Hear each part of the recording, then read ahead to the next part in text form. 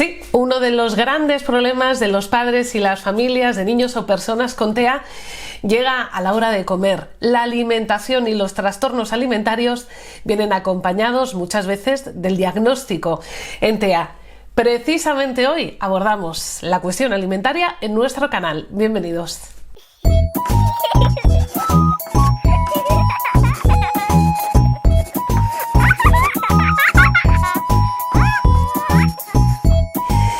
Para ello nos acompaña María Peña, es directora clínica en Abacadabra, en Málaga. ¿Qué tal? Muy buenas. Hola, buenas, ¿qué tal? Encantada, Juncal, muchas gracias. Nada, igualmente. Por estar aquí. Me encanta ese acento, pero de verdad, solo pensar que tienes ahí la playita a unos metros, ¡qué maravilla! La verdad es que sí, que un lujo vaya vivir aquí.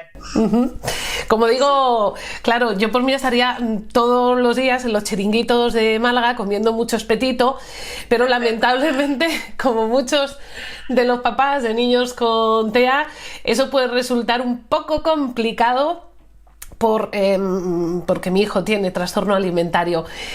María, ¿es habitual que los niños con TEA o con otros problemas u otros trastornos neurodiversos tengan problemas a la hora de sentarse a la mesa con la comida? Pues sí, tal y como bien comentas, es muy común, es muy frecuente, ¿no?, que los niños con trastornos en el espectro autista pues tengan dificultades, ¿no?, y trastornos en la alimentación. Bueno, y esto se debe sobre todo a que tienen unos desórdenes sensoriales muy comunes, ¿no? Y que en mayor o en menor medida presentan, y esto se ve afectado directamente en el tema de la alimentación. Entonces, pues sí que es bastante frecuente encontrarnos, pues eso, ¿no? Es verdad que son muy variables las casuísticas que nos podemos encontrar, y no todos presentan las mismas dificultades, pero sí es muy común que casi todos los peques presenten determinadas dificultades en distintos aspectos de la alimentación. ¿Estamos hablando de un tema conductual o sensorial?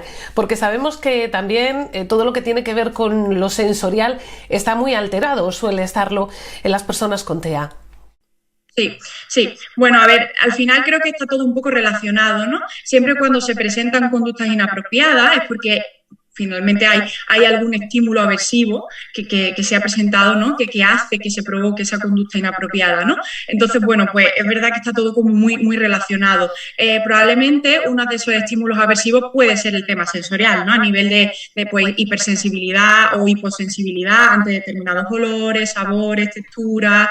Entonces, todo esto va a ocasionar pues conductas inapropiadas, ¿no?, o quejas o conductas disruptivas que van a hacer el momento de la comida pues un momento un poco horrible, ¿no?, y como con mucha tensión para los padres e incluso para los mismos niños, ¿no? Otra de las dificultades que también pueden tener estos niños o estas personas con trastorno del espectro autista, el tema de, bueno, las rigideces y las inflexibilidades, ¿no?, la dificultad que tienen para anticipar, para saber qué va a venir después, ¿no? Todo eso le va a dificultar mucho todo. Al final, bueno, pues la verdad es que es un tema bastante complejo.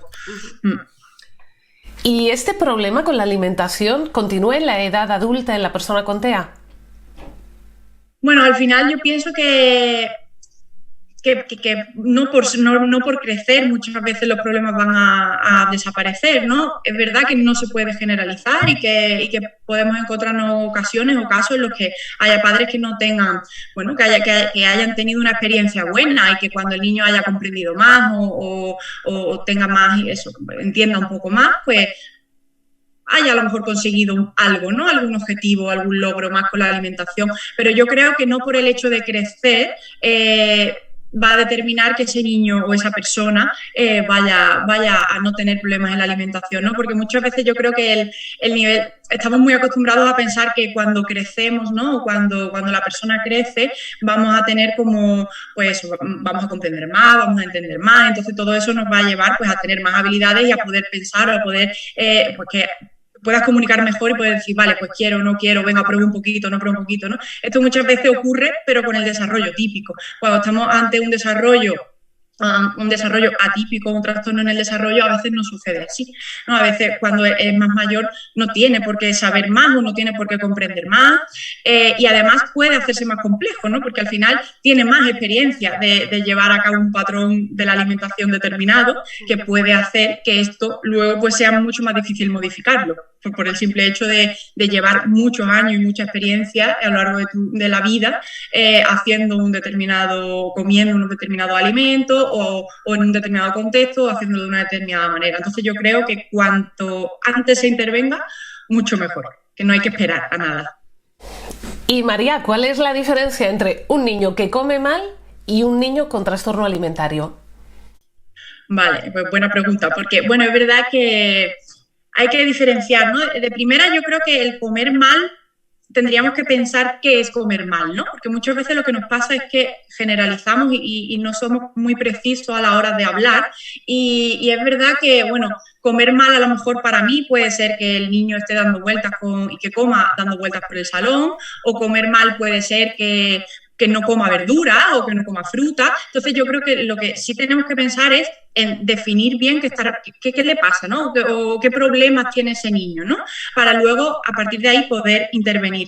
Porque claro, no es lo mismo que un niño pues no coma determinadas cosas, pero bueno, al final no afecte a nivel nutricional, es decir, a su salud nutricional no afecte, a que estemos hablando de que, bueno, el trastorno que tenga, la dificultad que tenga, puede hacer que el niño no esté bien nutrido y que, bueno, que al final tenga un peso importante en la salud, ¿no? Entonces, creo que hay que diferenciar, ¿no? Entre, ay, mi niño no come bien porque, bueno, pues porque yo soy, en mi familia estamos acostumbrados a comer todas las verduras y mi niño solo come 2, pero al final come muchas cosas y tiene un menú variado a que realmente haya un trastorno o una dificultad grave en la alimentación, ¿no? Que puede hacer que se vea perjudicada tanto la salud nutricional como conductual, que también es otra parte que es importante.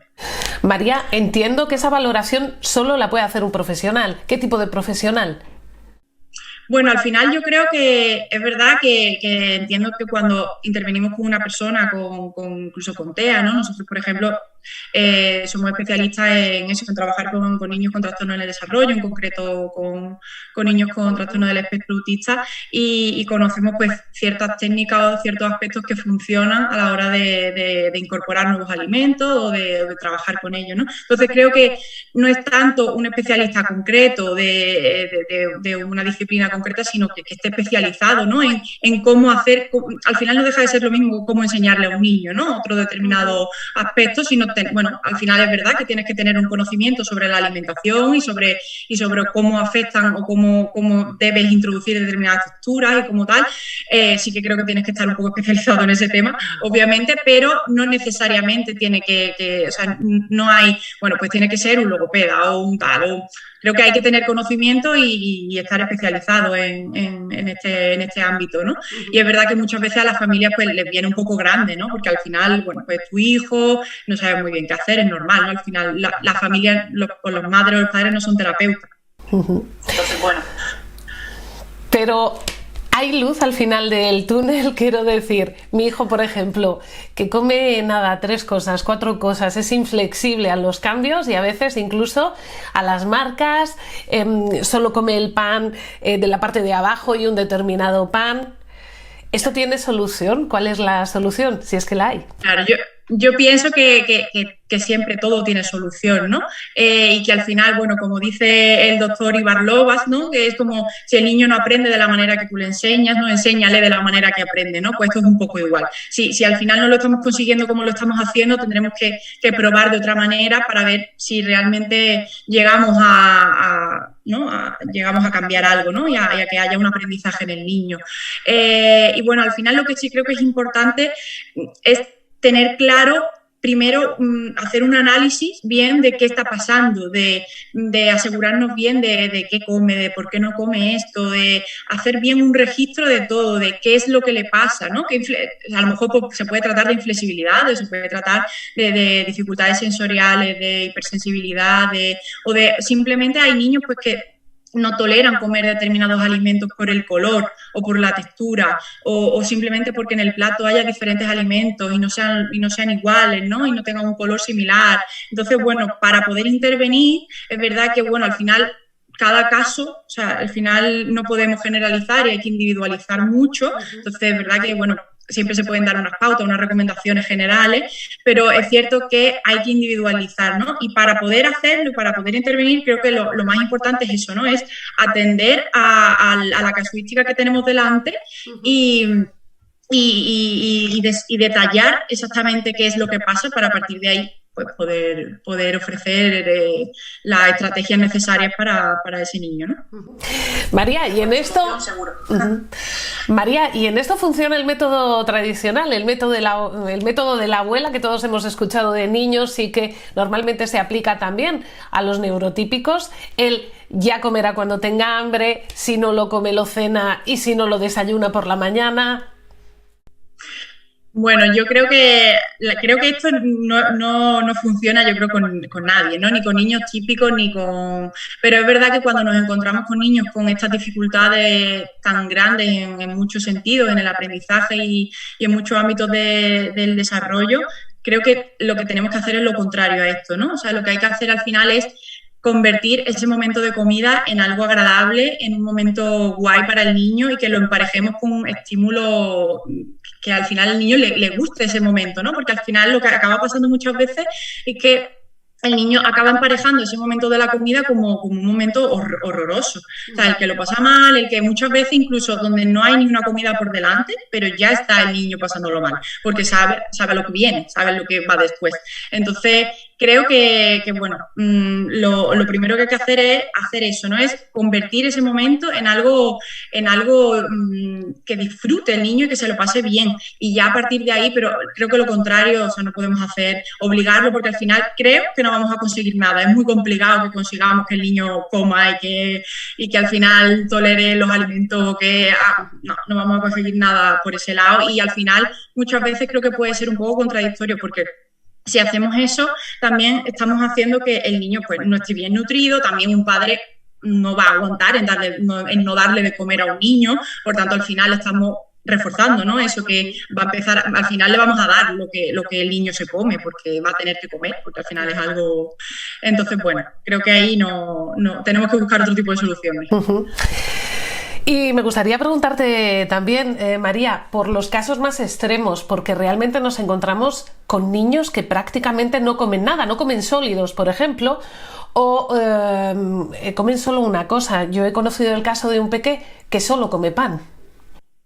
Sí, nosotros vamos, igual como comentan, nos hemos encontrado con peques que venían con 4 años y que se alimentaban a base de leche o de chocolate o incluso del potito de la misma marca y que no podía comer otra cosa, ya con 5 años incluso. O sea que es normal esto, ¿no?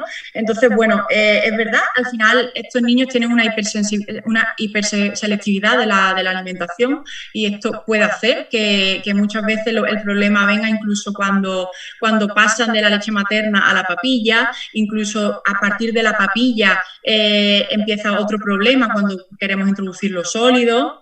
Entonces, muchas veces, bueno, pues hay familias que persisten, que insisten y que al final lo acaban consiguiendo y acaban pasando a sólidos y que a lo mejor acaban comiendo 3 sólidos o que acaban comiendo 3 tipos de comidas, pero bueno, acaban accediendo un poco al sólido, pero hay otros que incluso no pueden llegar ahí, ¿no? Bueno, porque al final cuando lo intentan es pues frustración para todos, ¿no? Para el niño, para los padres y todo. Entonces, bueno, es verdad que se puede observar mucho el rechazo general a este tipo, bueno, tanto a sólidos como a diferentes, a frutas, a verduras y a grupos de alimentos concretos. Y lo de mezclar alimentos para ir engañándole poco a poco, ya puedo decir yo en primera persona que tampoco funciona. Mi hijo comía macarrones, empezamos a mezclar arroz para que pudiese probar nuevas comidas y al final comió el arroz y dejó de comer los macarrones. Y yo no sé si esto es habitual también. Sí, al final muchas veces tendemos a intentar probar determinadas cosas, ¿no? Al final nadie va a hacerlo con mala intención, todos los padres pues van a querer probar como a ver si funciona, ¿no? A ver si hago esto y a partir de aquí, pero hay muchas veces que y que sobre todo cuando usamos el engaño, ¿no? El vamos a meterlo esto aquí, a ver si engañándole un poco, haciendo esto, a veces funciona al contrario, ¿no? Es como que se vuelve un poco más desconfiado, ¿no? Es como ahora ya no me fío de lo que vas a hacer ahora después, porque lo que me has hecho ahora no me ha gustado, ¿no? Entonces, bueno, es verdad que hay que hacerlo todo muy, muy poco a poco. Y cuidado, no sé si esto también se puede generalizar a todos los niños con TEA, pero el mío tiene un olfato infalible. No le engañas. Sí, bueno, sí, totalmente. Pues eso es, al final engañar es complicado, no sirve de mucho. María, por último, algunos consejos básicos para los papás, las mamás, las familias que están en ese caso con dificultades de la alimentación de su peque o adulto con TEA. Vale, bueno, pues a ver, yo creo que, como he comentado antes, es complicado, ¿no? Dar unas pautas concretas, individualizadas, porque es verdad que necesitaríamos pues hacer como un análisis previo de todas eso, ¿no? De todos los hábitos alimentarios que tiene el niño, ¿no? Que tiene esa persona. Pero bueno, sí es verdad que hay ciertas pautas que pueden ayudar y que espero que puedan ayudarle a poder avanzar, ¿no? En el tema este de la alimentación. Por un lado, creo que, como he comentado antes, es importante el tema de recoger información, ¿vale? Vamos a poner en una libreta o en un registro, vamos a ver qué pasa, qué come, qué comía antes y qué no come ahora, cómo come el niño, tiene que usar siempre el mismo cacharro, el mismo tupper para comer o el mismo utensilio, ¿vale? Todo eso nos va a dar información de qué problemas hay, ¿vale? O si come solo un grupo de alimentos, solo come rebozado, que esto es muy común también, ¿no? El comer solo por grupos de alimentos, bien por rebozado, por la textura, o bien porque son crujientes, o bien por los colores, ¿no? Esto es muy, muy común. Entonces, eso por un lado. Y después, como he comentado antes, intentar que el momento de la comida sea agradable. Entonces, para ello, ¿vale? Lo importante es que lo que tenemos que hacer primero es buscar un reforzador, ¿vale? Es decir, buscar una actividad, un juego, algo que al niño le motive tanto o le guste tanto que podamos usarlo, ¿vale? Para que al final acabe comiendo lo que queremos, ¿no? Entonces, a veces es complicado utilizar comidas que le gusten, porque nos encontramos con niños que les gustan muy pocas comidas, ¿no? Pero es verdad que en algunos casos se puede incluso utilizar, ¿no? El escoger algún alimento que les súper encante, pues algún, no sé, la pizza, imagina que le gusta un montón, entonces incluso podríamos emparejarlo con el alimento que le gusta menos, ¿no? Pero bueno, si no, pues no sé, pues algún juego que le guste o un vídeo o algo. Eso sí, es importante que lo que se use se intente solo usar para ese momento del día, ¿vale? Y de la comida, porque al final el niño, si sabe que luego cuando acabe la comida va a conseguir eso, probablemente le dé un poco igual, ¿no? O no sea tan potente, ¿no? Para el niño. Eso por un lado. Y después, por otro lado, intentar que cuando vayamos a intervenir en la alimentación, escoger un momento del día concreto, ¿vale? Es decir, no podemos de repente intervenir, querer cambiar todos los momentos del día y todas las comidas del día. Entonces, bueno, pues hay que elegir una, la que sea más relajada para todos, ¿vale? Normalmente se escoge la comida, porque, bueno, por la noche suele estar más cansado, suele ser más difícil, ¿vale? Entonces, bueno, eso por un lado. Entonces, ¿qué hacemos en el primer momento en el que tenemos algo que al niño le gusta y es súper reforzante para él? Yo ahí lo que haría es, de primera, si aunque al niño él no tenga dificultad para comer lo que ya le gusta, ¿vale? Lo que vamos a enseñarle es la relación que hay entre cuando yo te pido que comas algo y lo que viene después, y la consecuencia, ¿vale? Que es el reforzador, lo que estamos hablando, ¿no? Entonces, bueno, pues yo te voy a pedir que te comas un trocito de lo que te gusta y cuando te lo comas te voy a reforzar, ¿vale? Aunque no pasa nada, aunque esa comida ya se la coma, pero al final ahí lo que queremos hacer es que el niño empareje y entienda, ¿vale? La relación, como le llamamos nosotros, la contingencia que hay entre yo te presento una demanda, tú la haces y luego viene una consecuencia agradable, ¿vale? Entonces, a partir de ahí podemos empezar a ir poco a poco haciendo aproximaciones de otro tipo de comidas y tal, ¿no? Todo muy, muy poco a poco, ¿vale? O sea, muchas veces tenemos que reforzar incluso aproximaciones de incluso que esté la comida presente en la mesa y reforzarle por eso. O simplemente que la toque, ¿vale? O sea, y cualquier aproximación que se acerque al objetivo que nosotros queremos lograr, entonces eso tenemos que reforzarlo, ¿vale? Muchas veces creo que el problema viene en que corremos mucho, ¿vale? Vamos muy rápido y queremos alcanzar las cosas muy rápido. Entonces, cuando vamos muy rápido, vamos para atrás, porque al final llega un momento en el que bueno, no le hemos dado la suficiente experiencia al niño, ¿no? Bueno, pues a lo mejor el que toque el alimento o el que se lo vaya acercando o el que incluso se lo come y lo escupa. O sea, al final eso no está llevando a lo que queremos, ¿no? Entonces, creo que eso es bastante importante y a partir de ahí pues iremos poco a poco introduciendo pues pequeños alimentos, por ejemplo, en el caso de que solo coma puré, ¿no? Y no coma sólido. Pues a lo mejor hay que empezar haciéndole el puré cada vez un poquito más sólido, un poquito más espeso, hasta pasar a una textura un poco más parecida al sólido. O sea, todo es con muchas aproximaciones, ¿vale? O sea, es verdad lo que comento, ¿no? Que no puedo dar una pauta concreta porque va a depender mucho del caso. Pero sí es verdad que lo más importante es eso, que a toda la familia le quede claro que lo importante es que sea un momento agradable para todos. Y si tardamos más en conseguirlo, no pasa nada, pero partir desde ahí, ¿no? Desde la base de no engañar, de empezar con lo que al niño le gusta y poco a poco ir metiéndole cositas más parecidas a lo que le gusta hasta que quedemos pues con cosas más complejas, ¿no? Más diferentes, vale. Bueno, también otras cositas importantes a tener en cuenta, otras pautas, pues, por ejemplo, que cuando vayamos a empezar a darle algún alimento nuevo o algo nuevo, cojamos trocitos muy pequeños o muy poca cantidad, ¿vale? Siempre lo suyo es que lo que le presentemos es lo que se vaya a comer, ¿vale? Que el plato quede vacío, porque si al final nosotros le presentamos un plato y al final el niño acaba viendo que no pasa nada, que se acaba la hora de comer y que el plato sigue lleno, ¿vale? Al final ahí también está aprendiendo algo. Entonces, lo ideal es, si yo le pongo un trocito y a lo mejor el primer día, con que se coma ese trocito o con que pruebe ese trocito me vale, ¿vale? Y no ir más rápido, ¿vale? Porque muchas veces es lo que tendemos a hacer, ¿no? Entonces, el tema del plato vacío, por ejemplo, el tema de los postres, ¿vale? El postre normalmente en último lugar, ¿vale? Es lo último que normalmente solemos trabajar. Y bueno, al final, otra cosa de la que es importante hablar es como que no se desanimen en la familia, que muchas veces pasa que es muy complicado, ¿no?